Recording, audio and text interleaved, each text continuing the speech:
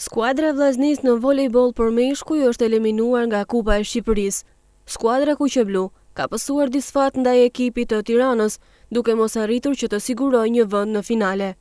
Në ndeshjen e luajtur në kryeqytetin Tirana, fitoi 3-2 me Vllaznin, duke qenë kështu ekipi finalist teksa do diskutojë trofeun e kupës përballë Farka Volej.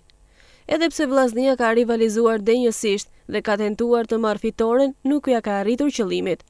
Skuadra e drejtuar nga trajneri i ri Mark Kroqi e ka nisur mirë lojën, teksa ka arritur që të fitojë 25-23 setin e parë ndaj ekipit të Tiranës. Bardhë dhe blut nuk lëshojnë lehtësisht dhe sjellin barazpeshën. Seti i dytë fitohet nga Tirana me rezultatin 25-20. Në setin e tretë, shkodranët janë tërësisht superior dhe duket sikur do të jenë ata ekipi që do të kualifikohet, teksa fitojnë atë set me 10 pikë diferencë, 25-15. Kryeqytetasit mobilizohen dhe arrin sërish të barazojnë, duke fituar setin e katërt 25-19. Gjithçka vendoset në pjesën e fundit të lojës. Seti i pestë ka rivalitet ashtu si e gjithë ndeshja. Në fund, fati i buzëqesh tiranasve, të cilët arrin që të fitojnë 15-13 setin e pestë dhe krejt ndeshjen 3-2, duke sjellë që Vllaznia të eliminohet pa arritur të kalojë në finale.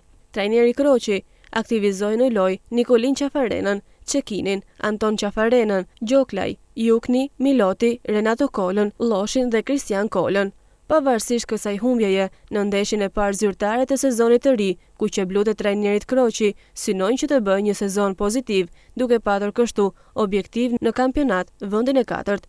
Vllaznia pati probleme duke qenë se qëndroi për një kohë të gjatë pa trajner, pas ndërheqjes së teknikut Artan Kalaja, gjë e cila do të ketë ndikimin e vet. Për vetë trajnerin e ri Kroqi, ky fillim sezoni mbetet një mision jo i lehtë.